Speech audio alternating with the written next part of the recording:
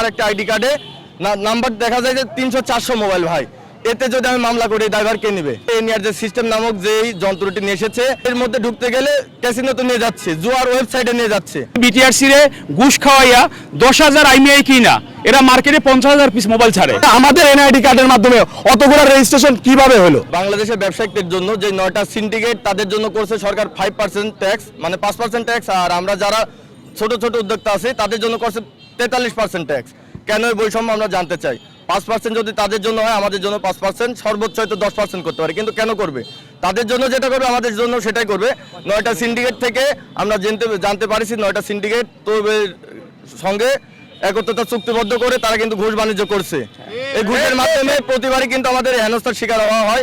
সব মশার বিরুদ্ধে সুরক্ষা দিতে এলো বসুন্ধরা এক্সট্রিম অ্যারোসল, মশার বিরুদ্ধে এক্সট্রিম সুরক্ষা। অফিসিয়াল নামধারী যে অবৈধ মোবাইলগুলো তারা সেল করে, অফিসিয়াল জাস্ট ট্যাগ দেয়। আমার একটা আইডি কার্ডে নাম্বার দেখা যায় যে 300-400 মোবাইল ভাই, এতে যদি আমি মামলা করি ড্রাইভার কে নেবে? কি 300-400 যে গোপনীয়তা, আমার যে তথ্য অন্য জায়গায় ফাঁস হচ্ছে না, এটার ব্যাপারে গ্যারান্টিটা কে নেবে? আমরা জানতে পেরেছি যে ইতিমধ্যে এনিয়ার যে সিস্টেম নামক যেই যন্ত্রটি নিয়ে এসেছে এটির মধ্যে ঢুকতে গেলে আপনারা অনেক পত্রিকাতে দেখবেন যে নিউজটা হয়েছে অলরেডি, এর মধ্যে ঢুকতে গেলে ক্যাসিনোতে নিয়ে যাচ্ছে, জুয়ার ওয়েবসাইটে নিয়ে যাচ্ছে। যতদিন না দাবি মানবে ততদিন আমরা রাস্তাতেই থাকবো।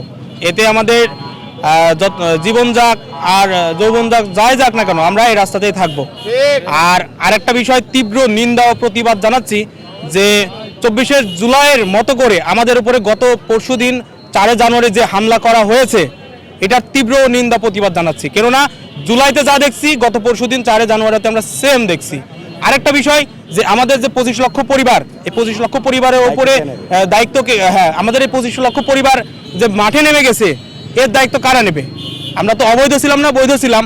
এখন বিষয় হচ্ছে এই 25 লক্ষ পরিবারের থেকে যদি কেউ ডাকাতি, চুরি, ছিনতাই, রাহাজানি করে বেড়ায় তাহলে এই দায়ভার কিন্তু সরকারেরই নেওয়া লাগবে।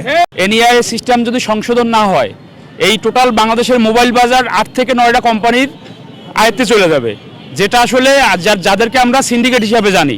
যেমন আমি একটা সময় অফিসিয়াল মোবাইল কোম্পানিতে 8-10 বছর চাকরি করছি। এরা কি করে বিটিআরসি রে ঘুষ খাওয়াইয়া 10,000 আইমিআই কিনা এরা মার্কেটে 50,000 পিস মোবাইল ছাড়ে। যে কারণে এক একটা ব্যক্তির নামে, আমার নামে যেমন 384টা সিমের রেজিস্ট্রেশন দেখাচ্ছে ফোনের। আমি তো এত ফোন ইউজ করি নাই। তো এইটা শুধু আমরা ব্যবসায়ীরা ক্ষতিগ্রস্ত হব না, যত মোবাইল গ্রাহক আছে, সাধারণ গ্রাহক আছে, তারাও ক্ষতিগ্রস্ত হবে। এতে একটা কথাই বলবো, আপনারা যে পদ্ধতিটা অ্যাপ্লাই করছেন, নেয়ার পদ্ধতিটা, আমরা 0000 আইমিআই কখনো দেখি নাই। 00 আইমিআই বসালেও দেখি যে এটা সরকারি নিবন্ধন। তাহলে আমরা ফোনে, তাহলে আমাদের যে ফোনগুলা আইমিআই এক একজনের 300-500টা রেজিস্ট্রেশন করা আছে, তা আমরা তো সরকারের কাছে আমাদের এনআইডি কার্ড গেছে, ভালো কথা, আইমিআই তো আমরা সরকারের কাছে দিই নাই। তাহলে আমাদের এনআইডি কার্ডের মাধ্যমে অতগুলো রেজিস্ট্রেশন কিভাবে হলো?